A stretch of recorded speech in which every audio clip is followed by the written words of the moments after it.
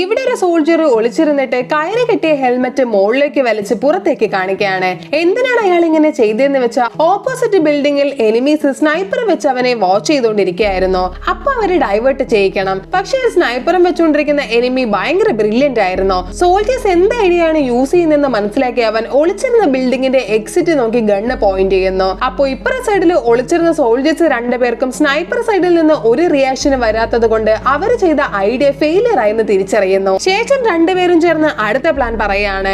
എന്താന്ന് വെച്ചാൽ രണ്ടുപേരും ഒരുമിച്ച് ഓടിപ്പോയി എക്സിറ്റിൽ ഒരുമിച്ച് തന്നെ എടുത്തു ചാടണം. അങ്ങനെ ചെയ്താല് സ്നൈപ്പറിന് കോൺസെൻട്രേഷൻ പോയി രണ്ടുപേരും ഈസി ആയിട്ട് രക്ഷപ്പെടാന്ന് പറയുന്നു. ശേഷം അവർ എക്സിറ്റിന്റെ നേരെ വേഗത്തിൽ ഓടിപ്പോയി ചാടുകയാണ്. പക്ഷെ അവരിൽ രണ്ടുപേരിൽ ഒരാളെ സ്നൈപ്പർ ഷൂട്ട് ചെയ്യുന്നു. ആ സോൾജർ സ്പോട്ടിൽ തന്നെ മരിച്ചു പോവാണ്. അങ്ങനെ മറ്റേ സോൾജർ തന്റെ ഫ്രണ്ടിനെ കൊന്നവനെ കൊന്നേ പറ്റൂന്ന് തീരുമാനിച്ച് ഒരു പൈപ്പിൽ കൂടി കേറി പോവാണ്. എന്നാൽ പൈപ്പ് അനങ്ങുന്നത് കണ്ട സ്നൈപ്പർ അവന്റെ പൊസിഷൻ പൈപ്പിന്റെ എക്സിറ്റ് നോക്കി തിരിക്കുന്നു. പക്ഷേ സോൾജർ അടുത്തിരുന്ന മറ്റൊരു പൈപ്പ് വഴി പുറത്തേക്ക് ഇറങ്ങുകയാണ്. ഉടനെ സ്നൈപ്പർ ഷൂട്ട് ചെയ്തതും സോൾജർ മിസ് ആകുന്നു. ബാക്കി കാണാൻ ലൈക്ക് ചെയ്ത് പാർട്ട് 2 എന്ന് കമന്റ് ചെയ്യൂ.